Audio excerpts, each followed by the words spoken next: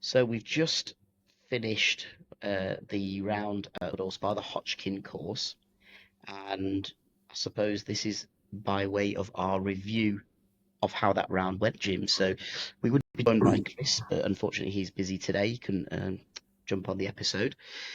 So it's up to me to regale you with the tale of whether we thought Woodhall Spa was the hardest golf course in the UK, actually. And as we subsequently found out following our preview, it's the 25th hardest in the whole world, which is mad, really, when you think about it. So, um, what do you want to know, Jim? Everything, everything, particularly the side bets and whatnot. I can't wait to hear about that later in the episode. But obviously, Woodhall Spa over in Lincolnshire, about 20 miles southeast of Lincoln, is the home of English golf. The home of English golf. Yeah, it's for us, it's a long old drive. It was about 2 3/4, 3 hours. We didn't really get stuck anywhere at any point, but it's a tough place to get to. We gather it's a tough place to get to for everyone. So Yeah, I think we were as certainly looking at that last time, weren't we? yeah, we said in the previous, it's equi difficult to get to. Now, but it was a really pleasant drive actually because we woke up in the morning and the sun was shining. We had kind of everything that was good for a good round was all set up. So we set off really early in the morning. You only get up early in the morning for two things. That's a holiday and then going to go play golf. In dead good spirits because the weather's so nice. And as we were getting there, it was getting hotter and hotter and hotter. And we were like, okay, we're in for a good day. So I think we'd given ourselves sort of 2 hours roughly extra time to get warmed up, take in the facilities, all that kind of thing. Have a club sandwich for Chris, obviously. So Have a club sandwich. But we had a problem with our club sandwich rating, Jim. So we arrived at 10:30 to go and get something to eat. They didn't have the lunch menu on. They only had breakfast on till 12. So we couldn't have a club sandwich. Um, we did, however, have it later because we finished and we were pretty goosed, and we knew we had a 3 hour drive on the way back as well. So we thought, let's get something to eat. So Chris did have his club sandwich. I actually had a club sandwich on a bit of GF bread. Now mine was actually really nice. I thought it was a good sandwich. I think Chris probably placed it around 6.5, 7. It was a club sandwich. It was nice, but it wasn't anything. It was no S&A. Let's put it that way. okay, That's right. that's been the greatest so far. And equally, I don't think it was like Royal St David's where it was bone dry. So pitch it in somewhere in the middle. Right, yeah. And so when you drive up to the facility, well, I mean, your first impressions of the whole setup? Because obviously it's a golf course, but it's the home of English golf, so I assume that it will Correct. have quite a large offices for all those employees. For all their English golfing stuff that they do. Yeah, we drove up. You drive through the town of Woodhall Spa, which is beautiful, really lovely place, and obviously the sun was shining, so it looked spectacular. And then you sort of just randomly like come up to it, you hit the left turn, and it's like, oh, it's just there. And there's this lovely sign saying it's the home of English golf or England golf, I should say. Um, Lovely car park, really big, like loads of room there. So we sort of parked up, and immediately on the right hand side, you can actually see the first tee and the 18th green. So you kind of hit with it straight away, which was wonderful. We uh, walked up to the pro shop to go and check in, and you know, as you'd expect, everything's branded, all the Woodhall Spa branding, all that kind of stuff, and it was lovely, a well laid out pro shop. The welcome we got was fantastic actually. The gentleman who checked us in just asked if we'd played before. I gather they get a lot of visitors actually because most of the people were getting all the full welcome spiel. So because they get a lot of visitors, it's well practiced what he was going through. But as part of booking your golf course, playing experience. They actually have a par 3 course, so like a 9-hole par 3 course there, and you can go and play that. It's all included in your fee. Now we had 2 hours, so we sort of thought we had plenty of time to crack on and maybe do that and use the practice facilities to their fullest degree. We didn't. I mean, by the time we'd kind of had breakfast and then got out, um, yeah, we didn't really get a chance to play on the par 3 course. But I gather it's really good. It's not as well maintained, obviously, as the main course, but it's supposed to be quite good to play. We went to the bit that was a novelty for us this time. So we had driving range, and you walk up through this um, so purpose built building for the driving range. You've got a gym on one side. You've got which our listeners may be familiar with and remember, the Zen Green stage. That when we went to do the interview, Hmm. didn't we, Jim, Yeah. with the movable green? So they've got one of those in there. So they got that studio. You then go in. It's just like a normal driving range. You sort of tap with your card and get your golf balls out. They're all Titleist uh, driving range balls as well, which is pretty good. Quite impressed with. And then all the bays are like top tracer bays. So you've got really good driving range and driver range facilities to use. We're really happy with that. Um, and then the real like selling point for their practice facilities is the short game area. So it's actually a 4 acre short game area they've got that you can utilize. We had this practice green that we were going onto, and they've got these big deep bunkers, which gets you prepared for the Hmm. rest of the round. They've got these big deep Puts bunkers you that you off. play out of. Yeah, I know. Well, we'll get to the side bet in a bit. um, but yeah, so you've got these bunkers that you can play out of. There's all the replication of all the rough that's over there. So then they had 3 areas that you could practice from. Chris had taken a load, because he knew this, he'd taken a load of practice balls with him, so it was great. And then you've got an area where you can sort of hit 100 yardish short shots to various targets. So that's really good. And I think it's worth turning up early to make sure that you have a go at that. Um, Perhaps not necessarily. I think for the use of the bunkers, definitely you need to get in there and have a go, because you're going to be faced with, as we said in the preview, 142 42. around the course. So you're going to hit one inevitably. And they're all pretty deep. Usually, there's very few that were like, what I would call a regular bunker that we play in Parkland courses around where we are. Uh, but I think for the novelty of a short game practice area like that, it's great to go and do it. So I think it's well worth turning up a little bit early. Um, the clubhouse in and where we sort of had our breakfast, it was not what I was expecting.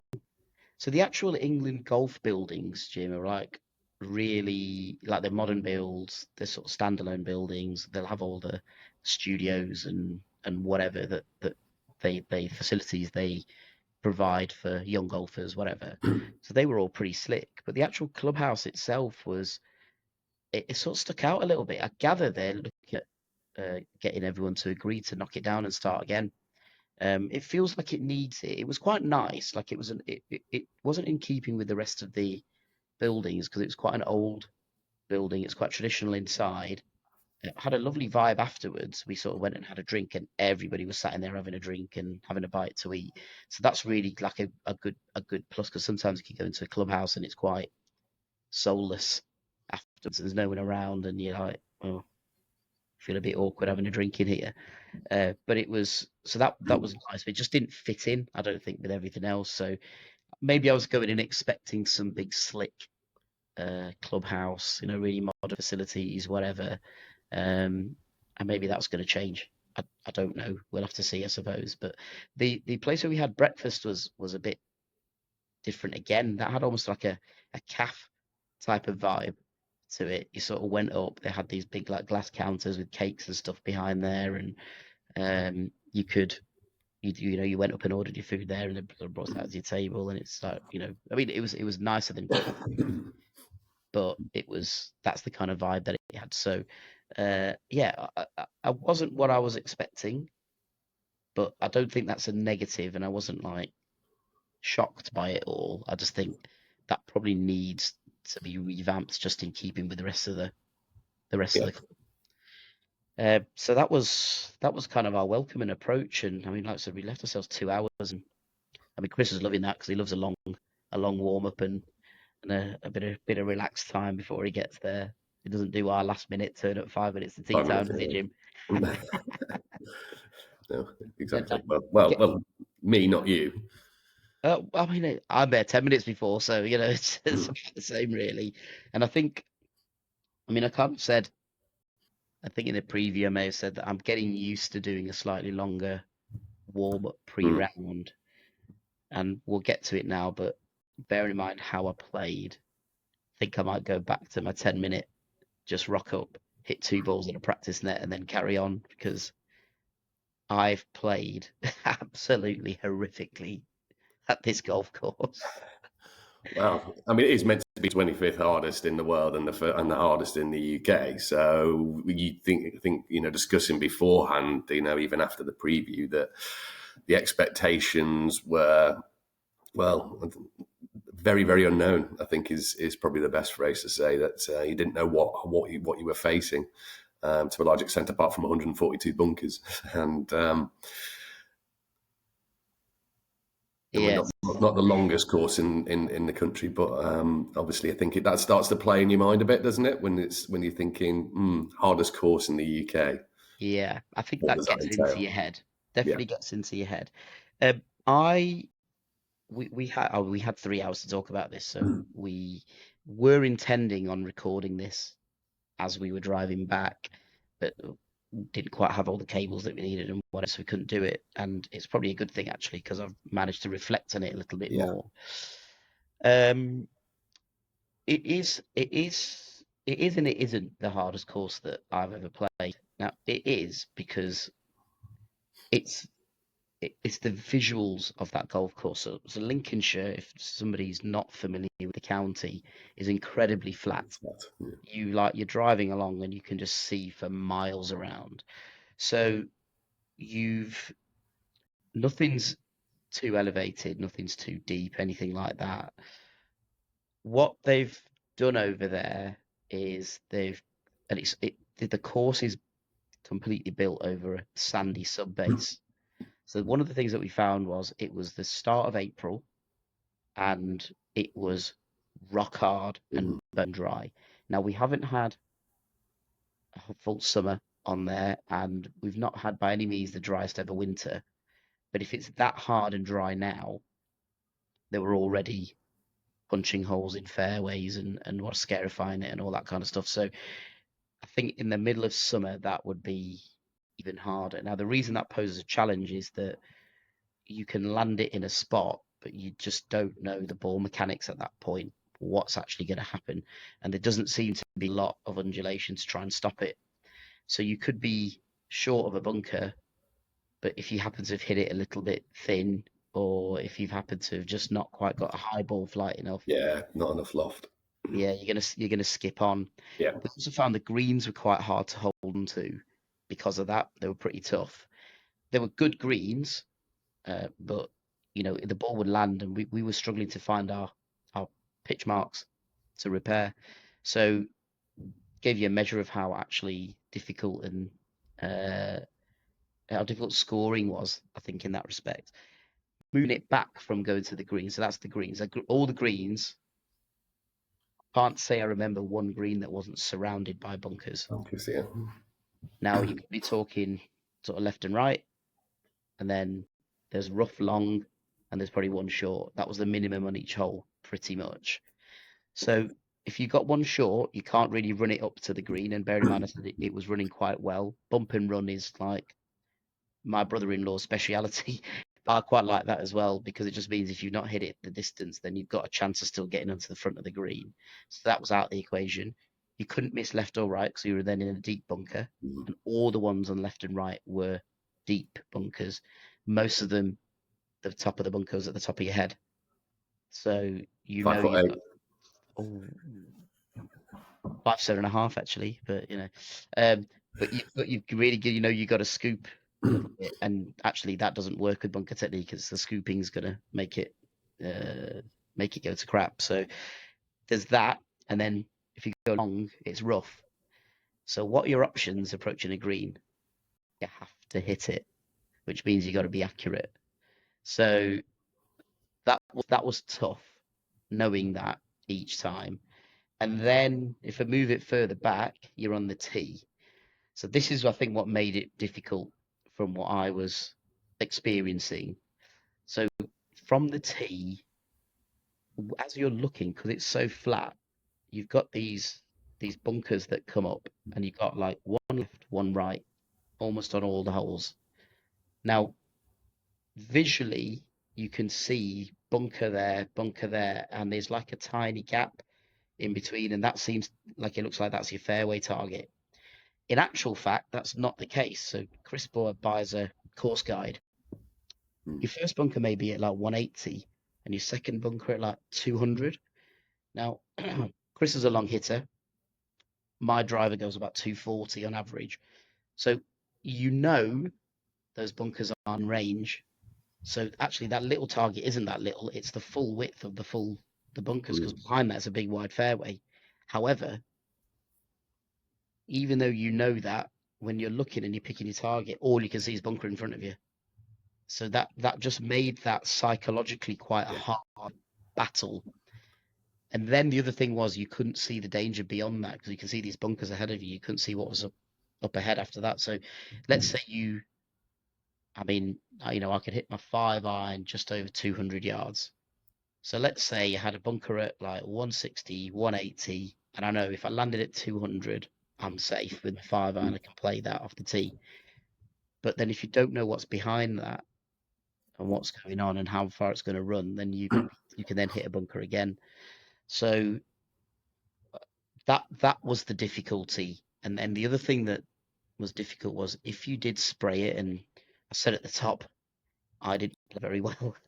So I did spray it a little bit, and I wasn't good with my driver, which is quite rare for me.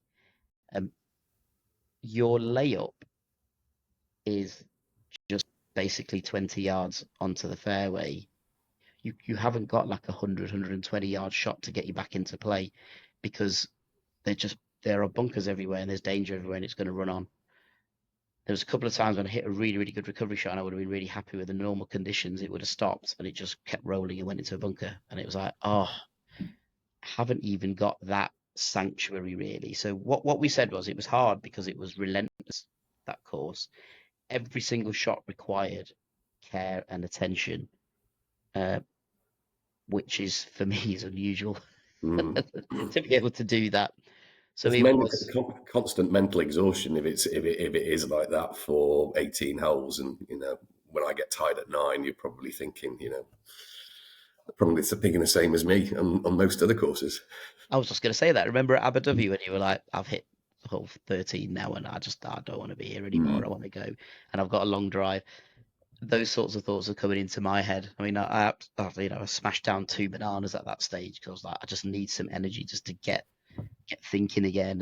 And there was a lovely halfway hut. There's a lovely I chap was going to working ask in the about halfway hut. that. Yeah, it was that. I mean, that was good. It was really nice in there, and obviously because it's so flat, and there are lots of trees everywhere, but it is really flat. And there was lots of times when we saw lots of people on the course. So you haven't really got anywhere to go for a wee. So having a halfway hut with a toilet was very, very helpful to know. Yeah. So, How many um, coffees did you have in the morning? oh, You know what you like? this is hilarious. So when we turned up and we had our breakfast, we obviously ordered a hot drink with it, and it's quite warm. And the women in the cafe were like, "Are you sure you want a hot drink?" I'm like, "Yeah, yeah, all right, no problem at all." She was like, "Okay, good luck." Yeah, I was like, okay, all right, fine. She must have known what it was good, what the temperature was going to get up to, because it was hot, Mm. very hot. So I think, we asked the question right at the top, didn't we? Was Woodhall Spa Hotchkin course the hardest? So far from what we've played, even when I've played links courses for the very first time, like that, it was. I would say that was definitely the hardest golf course I've But experienced. yeah, I mean, he messaged me afterwards and just said that was hard, all in capitals, and I thought, Yeah, oh, right. yeah. And I mean, particularly when it's 22 degrees or whatever it was at the particular day. It Some, was, yeah, there's a lot of factors combined into mm, that. Um, it didn't help that I wasn't striking the ball well, so it wasn't going where I was intending for it to go. It wasn't disastrous, but yeah, certainly I've not played my best golf there by any stretch, and it was difficult because it was hard.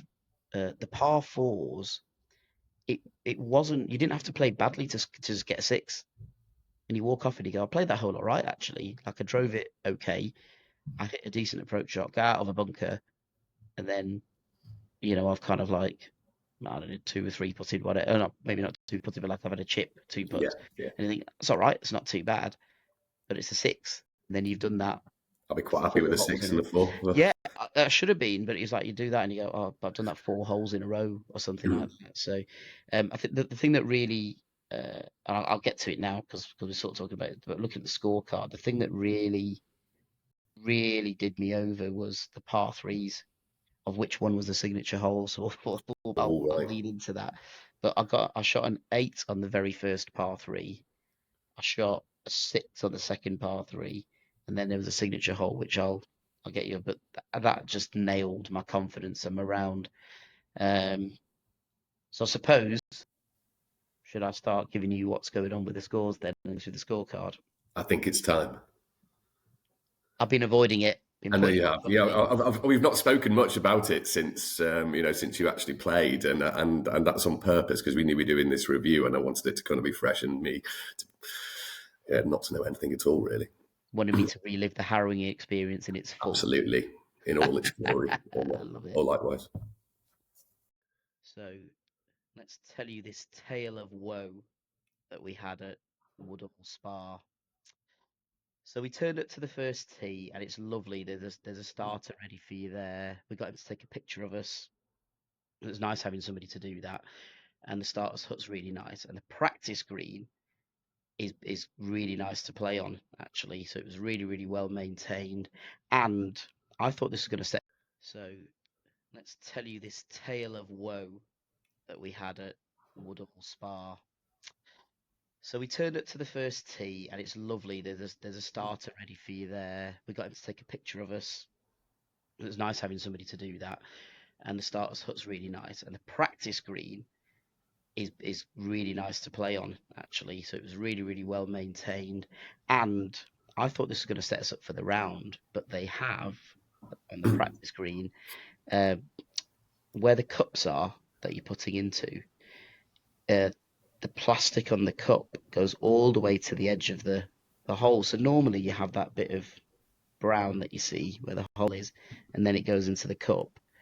But it was all white all the way to the top. So it's like the American courses where there's the whole white cup, so you could really sight the hole. And I thought, oh, here we go, home of England golf. That's it. This is what we're gonna get. Didn't get that the rest of the course, but it was nice on the practice green. Everything's lulling you into a false sense of security to some extent, isn't it, on this course?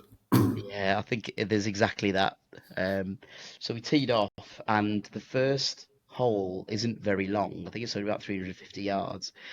But you see these bunkers, and it's really weird because everything, the distance didn't quite look what the distance was. So we kept like looking at the watches and whatever, and looking at where the bunker yardages were. And we're like, oh, I'm not really sure about that.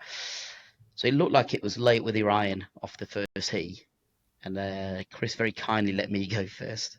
He's got a habit of doing that, and he very kindly let me go first. And I was like, oh, I know what's going to happen here. If I take a 5 iron off the tee here, I'm just going to duff it, and I'm going to regret not taking the driver. I've said that to you before as Oh well. yes.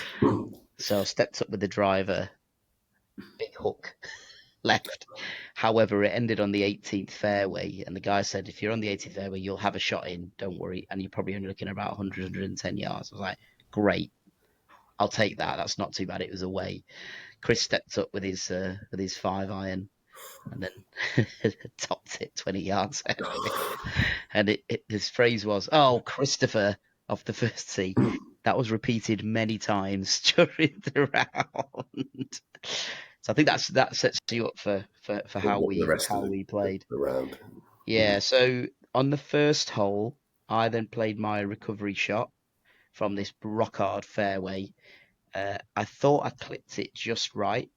The line was dead good, and it just didn't quite make it by half a yard and ended up in the first bunker. Now, bearing in mind, we had we this is our side bet, wasn't it?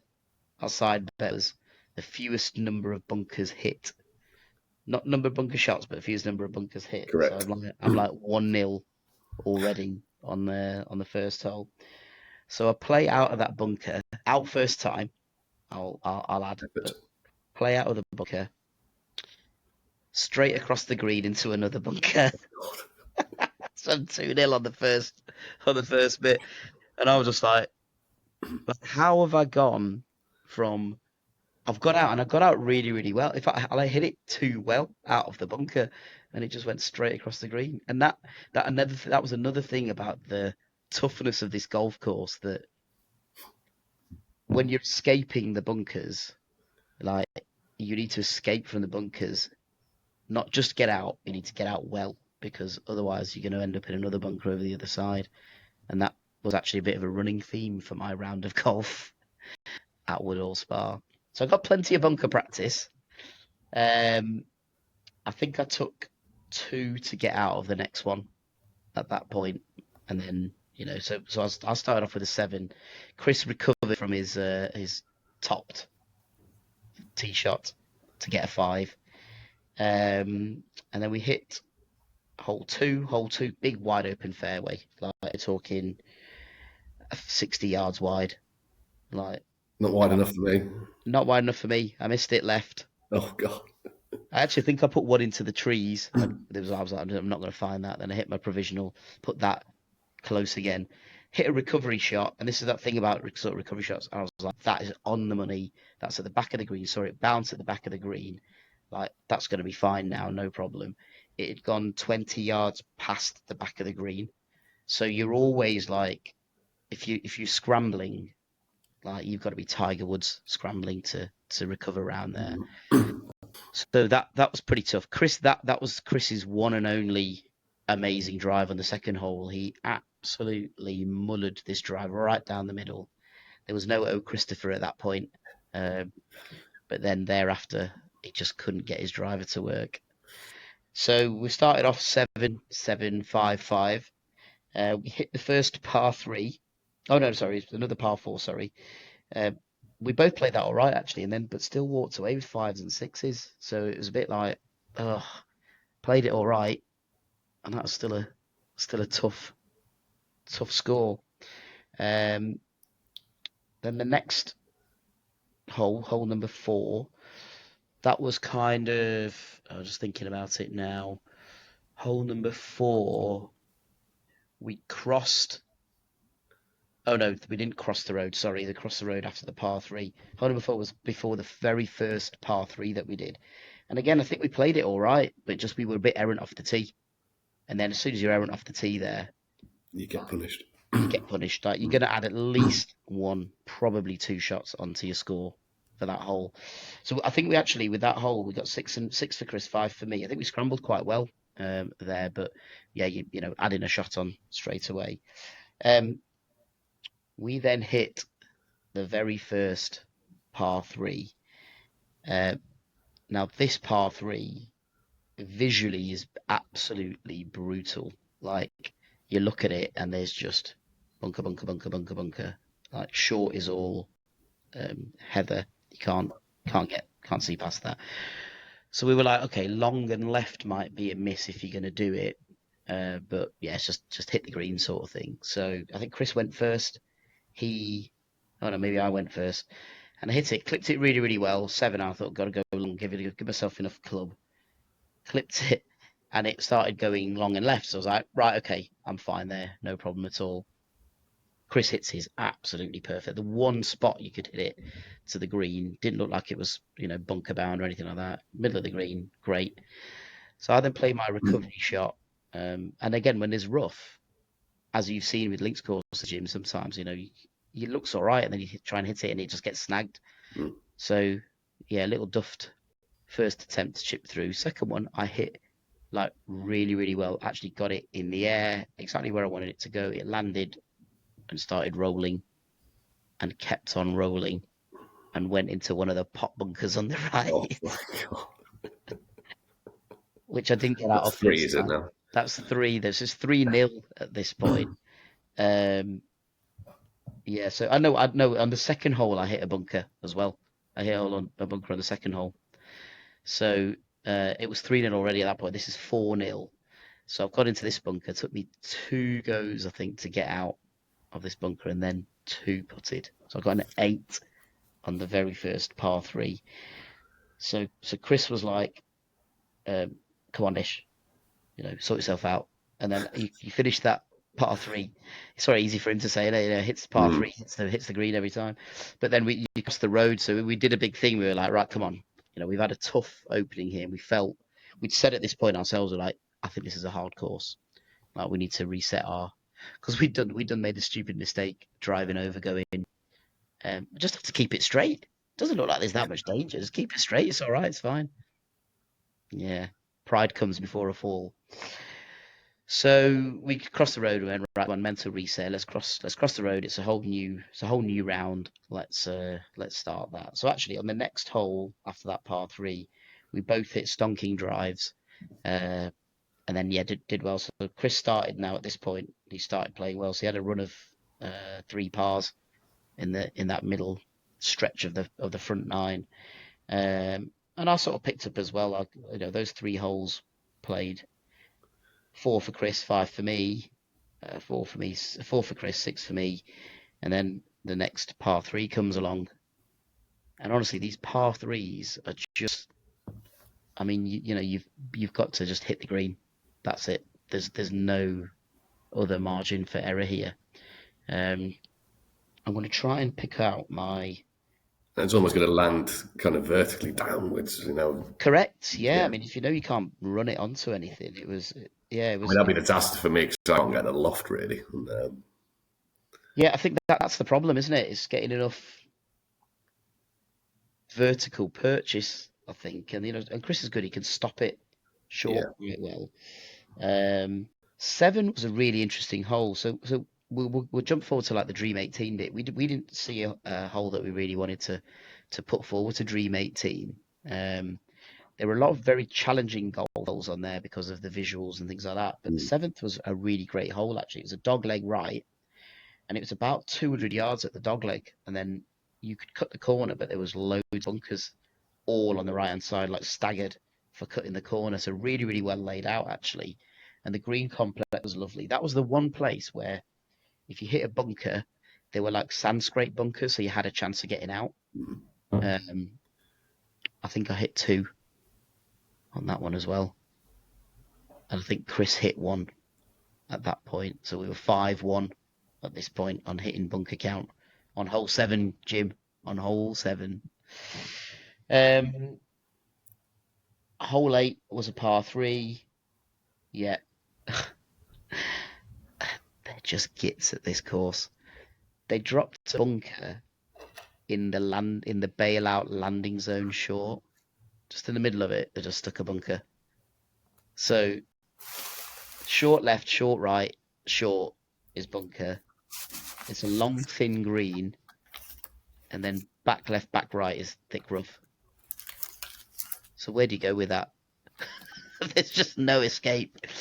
So the par threes are tough. I think if anybody's going and playing the Hotchkin course, concentrate as much as you can on those par threes because I think that requires a bit of effort and a bit of care and attention. I think. Um, we then hit the ninth hole, which was a par five, and actually a relatively straightforward par five. So it felt like there was a little bit of respite at that point. Um, what you see is what you get. A unique feature on this par five is that at about let's have a little look at it here. Where that would be at Unique about feature, another bunker. yeah, it's three bunkers in a row all lined up across the fairway. That's the unique feature, and they're at about four. No, hang on, they're at about 350 yards. So they're not play off the driver if you're going long, but they're just there, like three big bunkers right in front of you. So psychologically, what are you doing? You're like, don't hit the bunker, don't hit the bunker, don't hit the bunker. Oh, we're in the bunker now. thankfully I missed them, Chris hit them, so we were on 5-2 at the end of the back nine on the side bet score. Um, then we hit the halfway hut. Lovely chap at the halfway hut.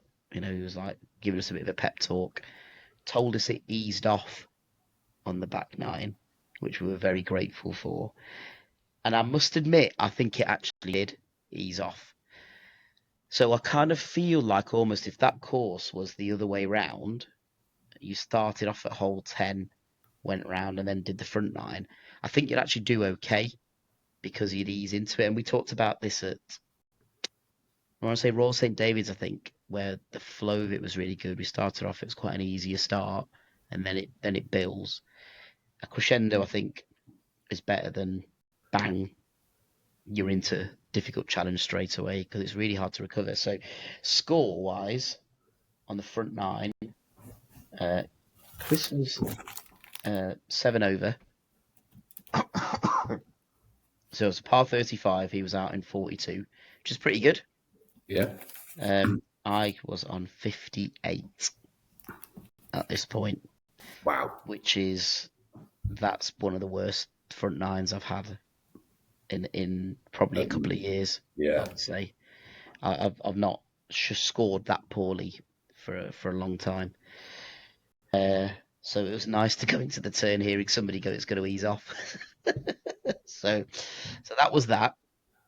Then we ended up, and then when you hit 10, now this is, I think this was the most picturesque part of the course. I think when we do uh, our blog with all the pictures on, I did actually take this picture.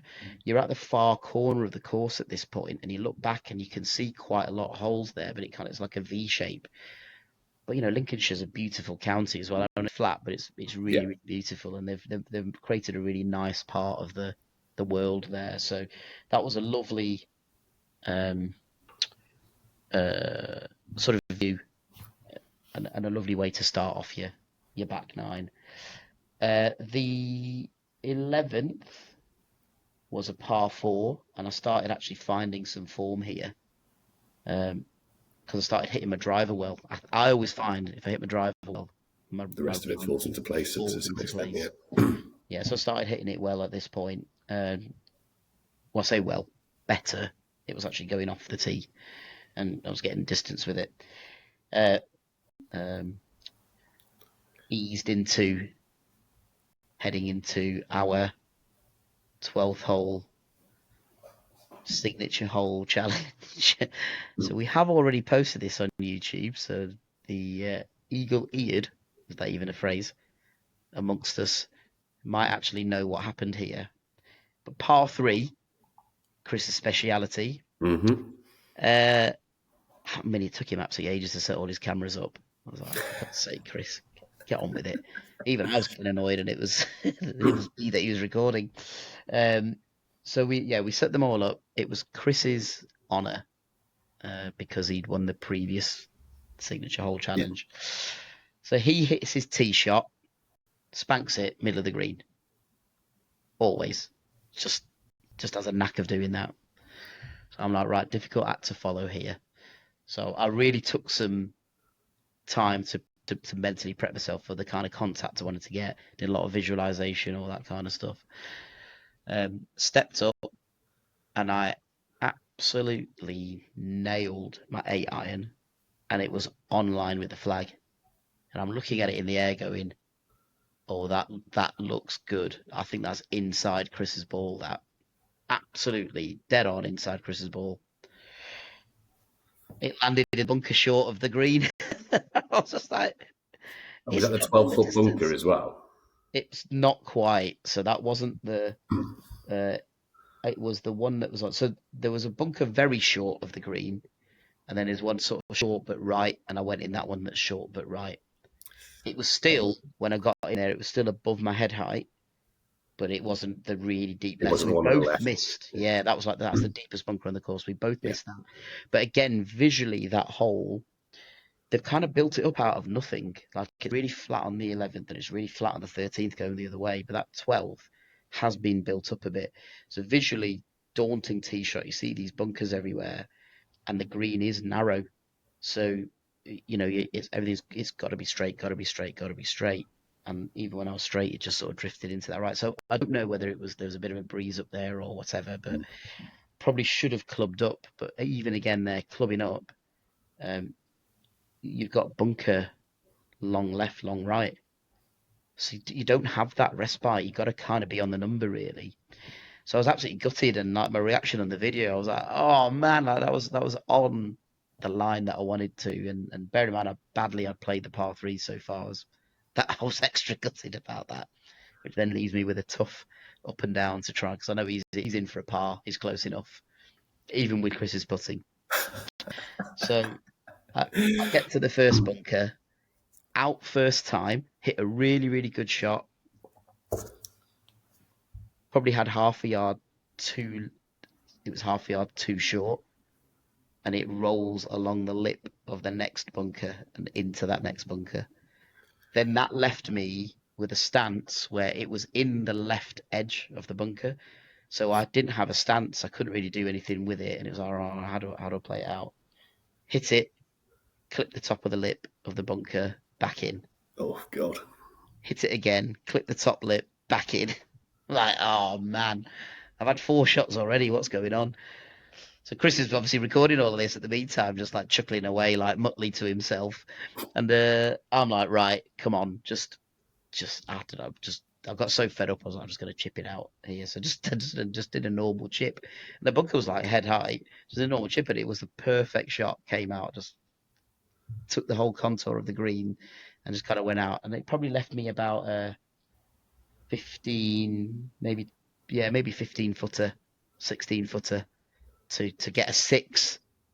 By this point, by the way, Chris hasn't had a second shot. It's just me all the way. But I nailed my putt in one. So I was like, yes. And it was a left to right putt as well, so it was pretty tricky. So I was pretty happy with that. But yeah, Good recovery.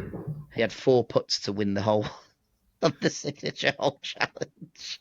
And dare I ask? He didn't do too well with his first putt actually, but if you know you got the confidence of four putts, yeah, twitching.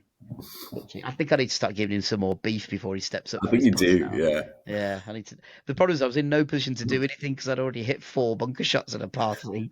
I was like, oh, what can I do? But I should do the old like, I've seen these missed. I've seen these missed. Mostly by you, Chris, actually, as it happens. But Ooh, yeah, he nailed his par putt. So Chris okay. goes four up through six courses on the signature hole challenge. So at this point, what are we on now? It was 5-1. I think it's 5-2 on bunker count. I'd hit another two on this one, so we're up to 7-2 Yeah. on bunker count. Now, my golf picked up at this point, Jim, so I don't have total awareness of where Chris started picking up bunkers, but he started picking up bunkers. So we'd got to a point, I didn't hit a bunker till hole 16. So we're on 12. I didn't hit one until 16. I didn't hit one. Oh, no, sorry, 17. Hole 17. So the last one, I hit a bunker, and I hit a bunker on the 18th. So my count ended up being 9, and I was on 7 already at this point. By the time we'd got to the 17th, where I'd gone into my 8th bunker, it was 7-6 on the bunker count. Chris had started finding the sand. So he was actually getting a little bit nervous at that point. He didn't want to admit it at the time, but he was like, "Oh, it's getting a bit close, this, isn't it?" And I think that I relieved all the pressure by going into a bunker at 17. So yeah. And then we got to the 15th hole. So the 15th hole, I'm just going to have a quick look at my scorecard. The 15th hole, there was nothing really in the. It wasn't a driving hole actually, because all the danger was at between 200 and 250 yards.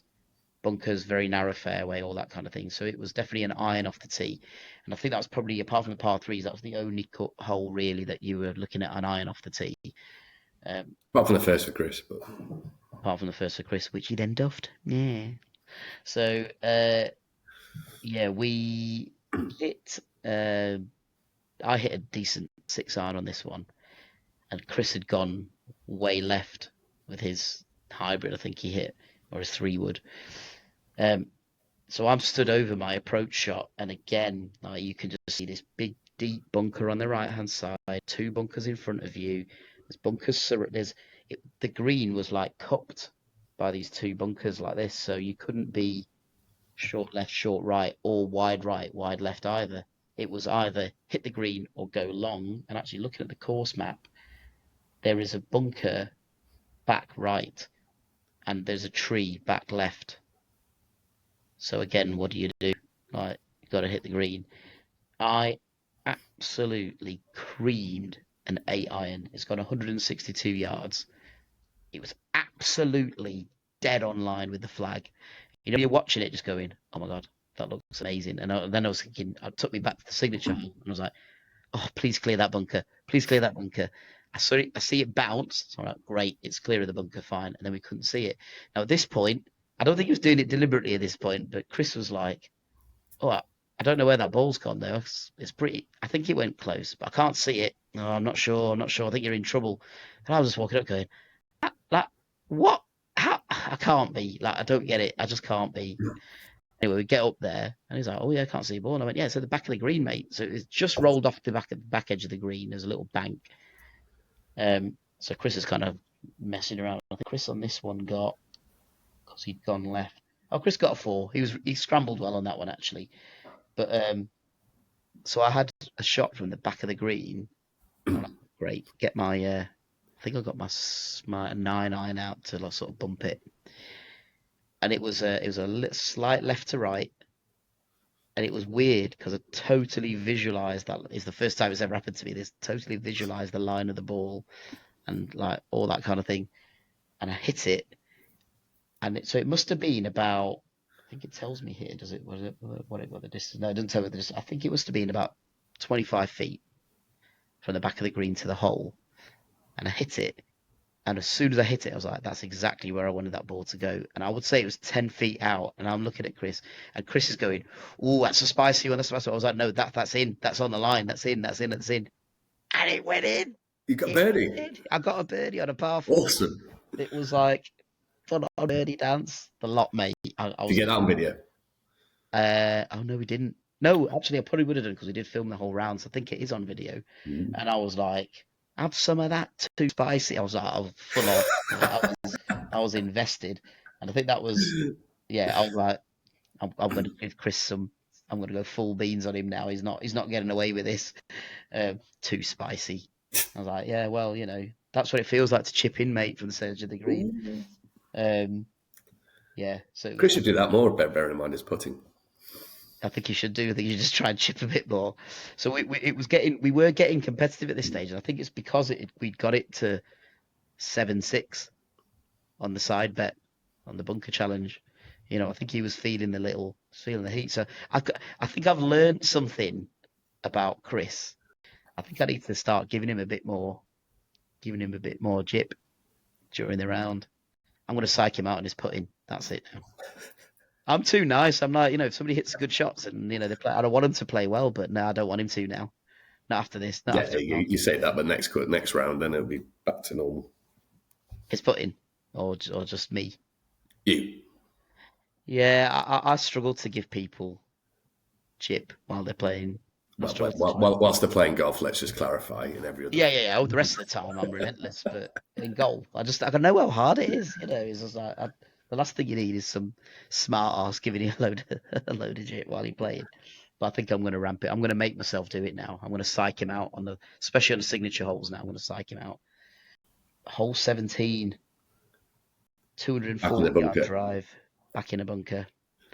It was annoying how I went in a bunker as well because I ended up again behind a tree from a drive, chipped out sideways, and left myself like 100 yards. That's my gap wedge distance. Spot on, no problem. Step up, full of confidence. I was like, this is it. This is bang on the number. The hole is 100 yards from where I am. And I stuck it straight in the bunker that was right in front of me that hadn't even entered my thinking. I hadn't even thought about it. It just went straight in there. I was like, and I think Chris eased off as well then because he was like, I'm not going to hit a bunker now. Like it's it's done now. 17, and I'm two behind, two ahead, I suppose it'd be. But again, on this hole, all down the left hand side, you got this one long, massive bunker. So it just plays with your mind the whole time. There's always something just there, back of your mind on this course. Like it's there. There's a hazard there. What do I do with it? Get up to the 18th. Oh no, and it was 17 actually. When I hit that shot, Chris said to me, I didn't want to say it before, but I've noticed that you hardly put in any shoulder turn when you're hitting the golf ball. And I was like, really? And he's like, yeah, yeah, it's all arms at the minute. And I was like, oh, right. So I've been taught, my swing thought has been pause at the top and then everything aligns and it goes okay. And he said, yeah, I spotted it in Abu Dhabi as well. Now, bear in mind, I played really well in Abu Dhabi. He said, you were playing well, so I didn't want to say it there. And he goes, you carried it on here. So obviously he's put this in my head now, hasn't he, about this shoulder thing. So we step up on the 18th. So the 18th at the Hotchkin course at Woodhall Spa is a great hole of golf. The 18th, I really really loved it. Par five finish. So if you can hit it long, you've got a good chance of getting a good score. There are bunkers all the way up the left and all the way up the right. So it's rewarding to get a good shot on there. So he's told me this about my swing, and I'm like, oh, right, okay, maybe that's why the driver's not been going well today. So I concentrated on getting a nice full shoulder turn in, pause at the top, and just let everything just happen after that. I've absolutely creamed my driver. 270 yards it went, dead straight. Really straight, yeah. And I was like, what I usually do, basically, is my usual ball flight. And I just looked at him and I went, why the fuck didn't you tell me that earlier in the round? No, because And we talked to Abu Dhabi that you try not to give advice halfway through a round, but particularly when no, things are not just going hole bad. 17, when you've And hell seen all the 17, yeah. challenges. Yeah, that's fine. That's all right, isn't it? Whatever. I was like, right, fine. And then, yeah, I was sort of all right there on him, but I hit my last bunker on the 18th, which didn't really help. Um, so that put paid to what could have been a good finish, and it ended up being 9-6 on the. Oh, hang on a minute. I was expecting though that there might be double figures from both of you, to be honest, given what we'd read about and heard about the course pr- prior to you playing. Yeah, I So think to only hit 9 bunkers, of which in a couple of holes I hit 2 bunkers on the yeah, same hole. So yeah, I think it's weird. I think the bunkers are used more to visually mess with your brain rather than actually be a hazard. The ones around the green they just are. They're in play all the time, and if you're unlucky to get in them, they're all relatively deep. If you're unlucky to get in them, then you know you're in for a tough day, I think. Uh, But bizarrely, the other thing about the bunkers that I noticed was a lot of them, and I don't know if it's because it's so sandy and dry underneath, that a lot of them, they weren't even like sand, they were like dust. It was that dry, and they had like rocks and stuff in them as well. So I don't know whether that's because it's early in the season. I think they said that normally the season there sort of kicks off more in May 'cause they keep these shoulder season fees, green fees, to the end of April, where most clubs finish that in March. So I don't know if they've not quite got the course in tip top condition for the start of May. But like yeah, there's some rocks in there in the bunkers which I wasn't expecting. And then sandy, like normally you hit your bunker shot and the sand just drops immediately because it's heavy. It was kind of hanging in the air a little bit, which was a bit. It didn't put me off my bunker play at all because it's really soft and fluffy, that isn't it? It's not a problem, but it was unexpected, I think. Um, so its fearsome reputation is really well founded. Getting to the scores. So what? Chris had shot 42 on the way out. yeah. He was a 46 on the way back in for an 88, which, bearing in mind, he drove the ball horrifically. There was only one drive that he hit well off the tee. Everything was either getting topped or it was sprayed or whatever. He scrambled incredibly well. really well. It's a bit of a shame because I wasn't playing that well. I didn't actually get to see his recovery like play. Yeah. It's always nice to watch that actually when somebody hits a really good shot out of a spot of trouble. Uh, did I just say that out loud? It's always nice to see somebody else do that. Maybe not Chris. I'll start getting into his head a bit more. Psych, psych, psych. Uh, Now me, I was 58 on the way out, which was pretty bad. 52 on the way back, which was all right, but still not great. But I got a birdie, and bear in mind I got nowhere near a par on anything else. So Mm. walk away with a birdie on a par four, I was well happy with. So I got a total of 110. I think it's very respectable. We Given are how difficult the tough. course was playing as well, because even though Yeah, it was, with the weather that we'd had, the brilliant 2 weeks of wall to wall sunshine, really, yeah. not amazing, blazing hot, but reasonably warm. That just adds to the difficulty of the conditions when it's so dry and it's just not stopping at all. It was tough that. I think it Mm. was tough going. It was a mentally taxing course. We both sort of said that that's the hardest we're going to come up against. Um, we feel like we passed the test a little bit because it didn't break us. Um, a lot of my play made sense as soon as Chris said, "You're not putting in a full shoulder turn." So actually, I was bagging him out for telling me that on the 17th, but actually, I'm glad that he did because then I hit a couple of good shots, and that kind of cemented in my head that yeah, I was just not doing my basics right. Yeah, So that's on me, isn't it? That's not the course or anything like that. So I think I could have probably got away with, uh, hovering around 100. I think with a bit more consistent striking. I don't think I'd have done any better out the bunkers and how I did. Like I was expecting a bit of a brutal bunker challenge. However, yeah, does it warrant hardest whole golf course in the UK? I'd say yes. It is relentless in its nature. It definitely isn't one for high handicappers. Um, was it something that we'd play again? I'm doing that thing where you ask a question to yourself and then answer it, mm. and I hate that. But would I play it again? I don't think I'd rush back to go and play it. The thing that would make me go back is that I'd love to go back and then knowing now what I was doing wrong with my swing and see if that's See any if that may have better. changed. Yeah. And it is good value actually. We paid £105 for there, and that's April.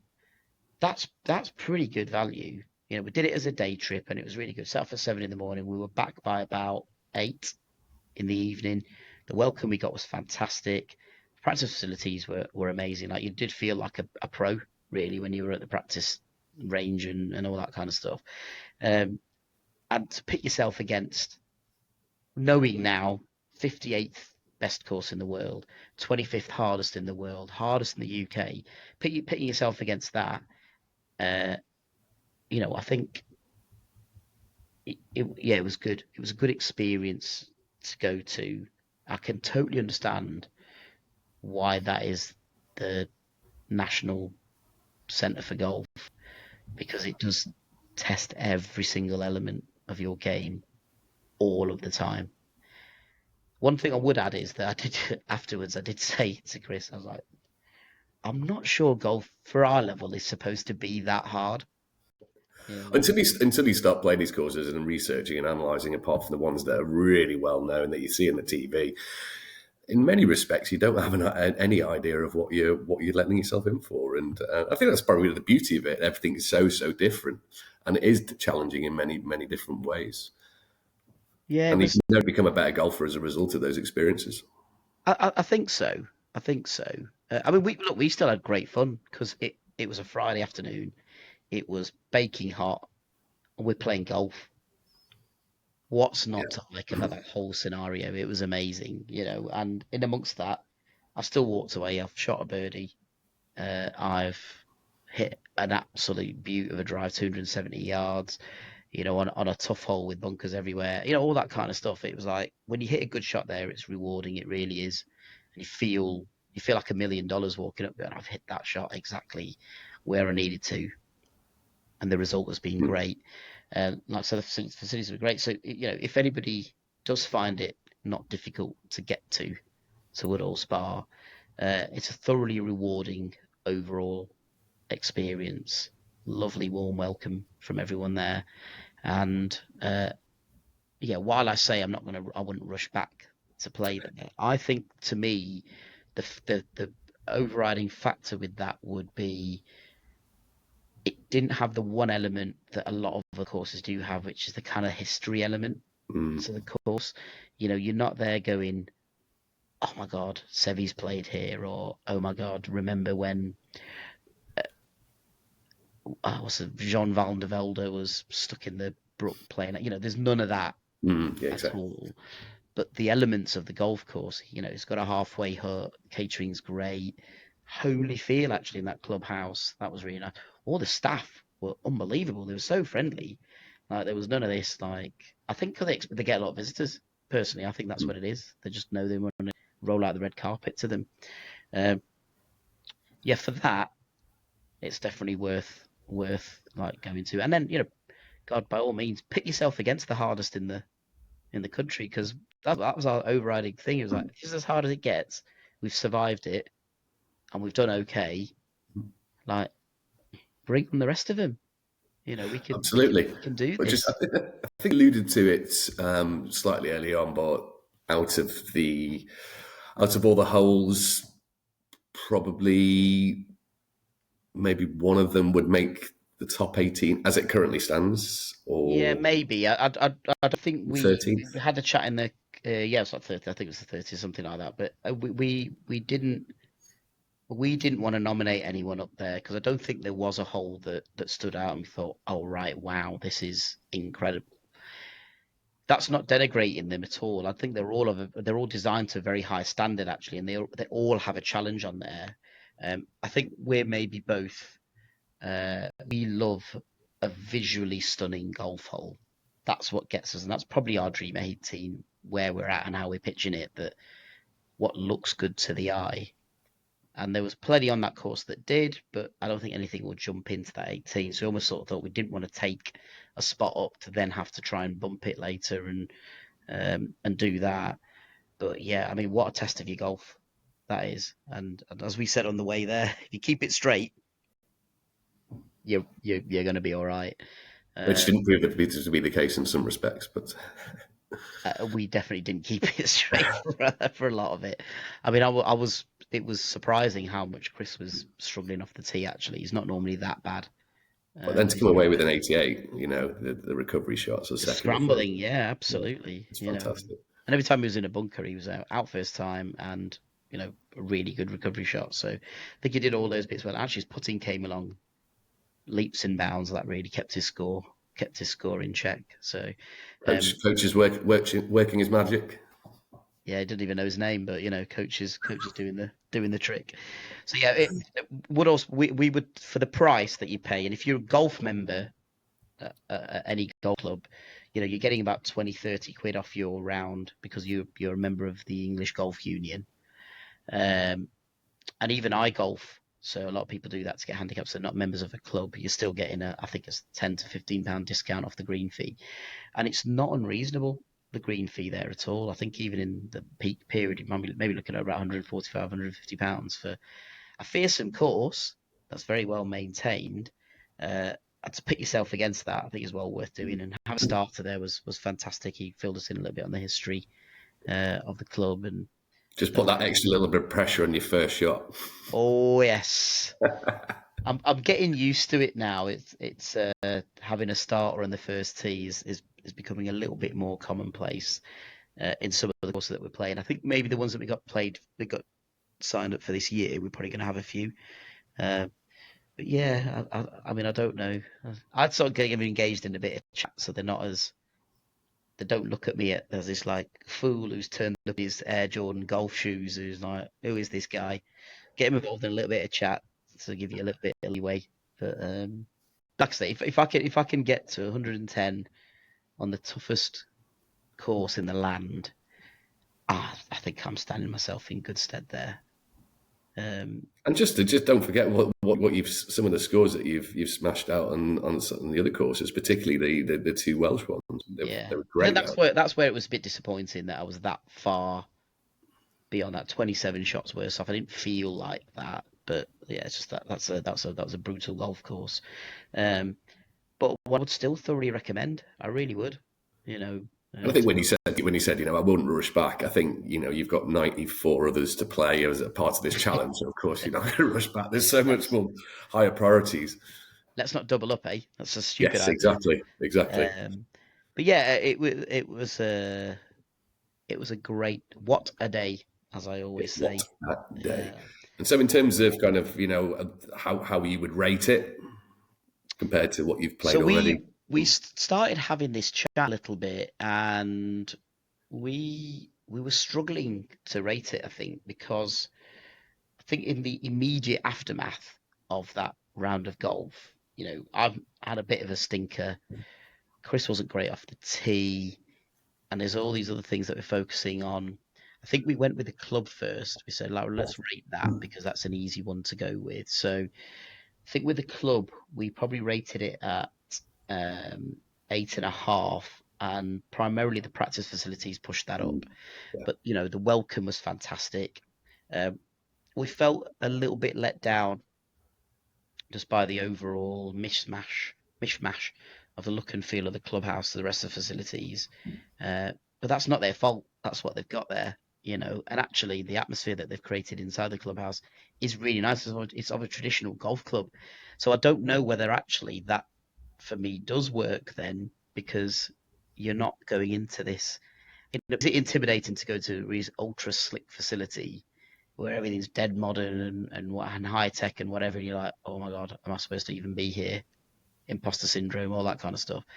Is it better to walk into a place where you go, this is like my own golf club, feels nice, and I'm welcomed and everyone's got a smile on their face and uh, there's good banter between people and all that kind of stuff. I don't know. So maybe I'm being a bit harsh on the facilities as such, but we thought 8.5. I thought the best so far we've had is has been SNA. That had a blend of absolutely everything. So we said it wasn't that, and that we rated that 9. So I think that's why we dropped down to 8.5. The course. I'm glad we've done this review not immediately. I think the Mm. course we might have struggled with our course rating then.